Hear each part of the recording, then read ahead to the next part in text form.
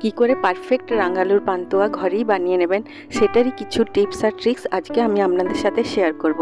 Hello friends, আমি সুমির রান্নাঘরে আপনাদের সবাইকে স্বাগত জানাচ্ছি। আজকে আমি বানাবো সফট আর পারফেক্ট রাঙালুর পান্তুয়া। এটা বানানোর জন্য আমি 500 গ্রাম রাঙালু নিয়ে সেটাকে খুব ভালোভাবে জল দিয়ে ধুয়ে একটা প্রেসার কুকারের মধ্যে নিয়ে নিলাম। এবার আমি এগুলোকে হাই ফ্লেমে একটা হুইসেল দিয়ে লো ফ্লেমে 5 মিনিট ভালো করে সেদ্ধ করে নিলাম। দেখুন রাঙালুগুলো খুব সুন্দরভাবে সেদ্ধ হয়ে গেছে।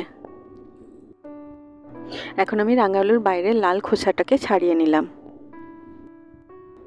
এখন আমি একটা একটা করে সব রাঙালুগুলোকে একটা ছাঁকনির মধ্যে দিয়ে ভালো করে ম্যাশ করে ছেঁকে নিলাম। এই স্টেপটা করলে রাঙালুর মধ্যে যে রোঁয়া বা ফাইবারগুলো থাকে সেগুলো আলাদা হয়ে রাঙালুর পেস্টটা পুরো স্মুথ হয়ে যায়। এই ছোট ছোট টিপস আর ট্রিক্স ফলো করে আপনারা যদি এই রাঙালুর পান্তাগুলো বানান তাহলে এগুলো এতটাই সফট হবে যে মুখে দিলেই গলে যাবে। এই রাঙালুর গায়ে অনেক সময় মাটি বা আঠার মতো লেগে থাকে, তাই আপনারা এগুলোকে বেশ খানিকক্ষণ জলের মধ্যে ভিজিয়ে রেখে একটা পুরনো স্কচ ব্রাইট দিয়ে ভালো করে ঘষে দেবেন, দেখবেন এগুলো পুরো পরিষ্কার হয়ে যাবে। দেখুন এই একই প্রসেস ফলো করে আমি সব রাঙালুগুলোকে ম্যাশ করে ছেঁকে নিলাম। এখন আমি ম্যাশ করা এই রাঙালুটাকে একটা থালার মধ্যে নিয়ে এর মধ্যে দিয়ে দিচ্ছি 1/2 টিস্পুন ছোটো এলাচের গুঁড়ো, আর দিয়ে দিলাম 1 আর 1/2 টেবিল স্পুন ময়দা।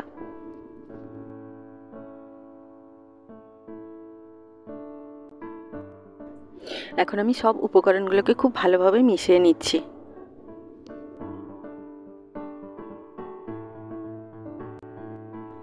এবার আমি এর মধ্যে দিয়ে দিচ্ছি 1 কাপ গ্রেট করে রাখা খোয়া বা মাওয়া। আপনারা আমার চ্যানেলটিকে সাবস্ক্রাইব করতে ভুলবেন না, আর পাশে থাকা বেল আইকনটিকে নিশ্চয়ই প্রেস করে দেবেন, তাহলে আমি যখনই নতুন কোনো ভিডিও আপলোড করব তার নোটিফিকেশন ঠিক আপনার কাছে পৌঁছে যাবে। এবার আমি সব উপকরণগুলোকে 4 থেকে 5 মিনিট মেখে একটা সফট ডো বানিয়ে নিলাম। রাঙালুতে প্রচুর পরিমাণে vitamin C, B6, potassium, magnesium থাকে, যেটা আমাদের নার্ভাস সিস্টেম আর ব্রেনের জন্য খুবই ভালো। এবার এই ডোটাকে আমি ঢাকা দিয়ে 5 মিনিটের জন্য রেখে দেব।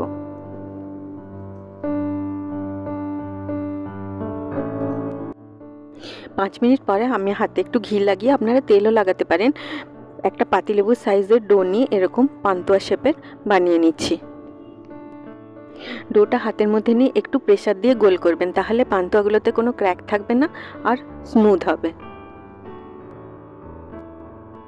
দেখুন আমি একইভাবে সব পান্তুয়াগুলোকে বানিয়ে নিয়েছি।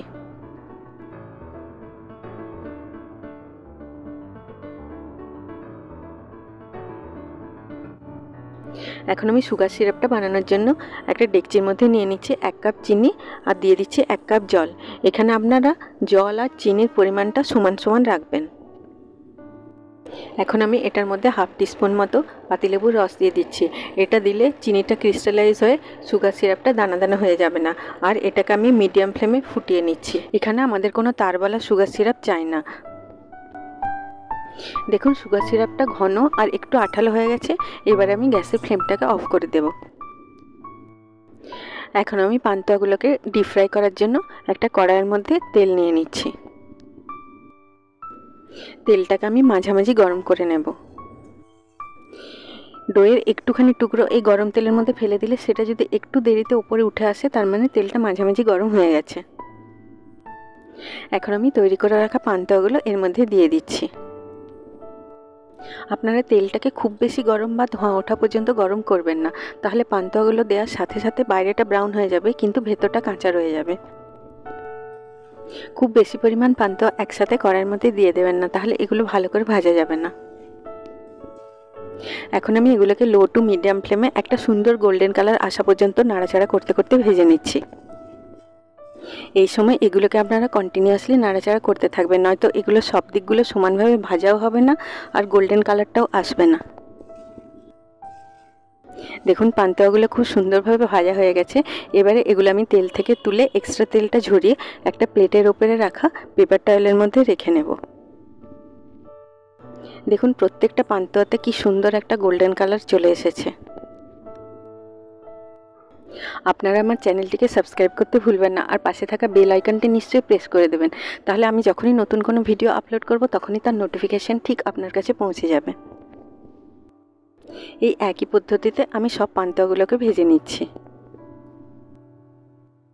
এবার আমি সাথে সাথেই পান্তুয়াগুলোকে তৈরি করা সুগার সিরাপটার মধ্যে দিয়ে দিচ্ছি। পান্তুয়াগুলো গরম থাকতে থাকতেই সুগার সিরাপের মধ্যে দিয়ে দেবেন, আর সুগার সিরাপটাও যেন একটু গরম থাকে তখন। যদি সুগার সিরাপটা ঠান্ডা হয়ে যায় তাহলে ওটাকে আপনারা অল্প গরম করে নেবেন। 3 থেকে 5 মিনিট এই পান্তুয়াগুলোকে আমি সুগার সিরাপটার মধ্যে রেখে দেব।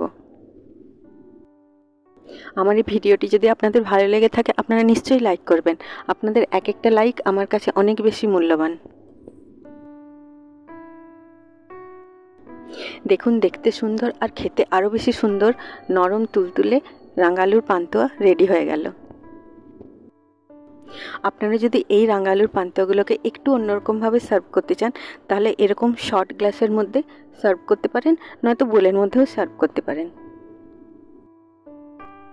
আপনাদের সবার কাছে অনুরোধ রইল, আপনারা এইভাবে একবার রাঙালুর পান্তুয়া বানিয়ে দেখুন, সবার খুব ভালো লাগবে। সবাই খুব ভালো থাকবেন। আবার আপনাদের সাথে আমার দেখা হবে আমার নেক্সট ভিডিওতে। Take care.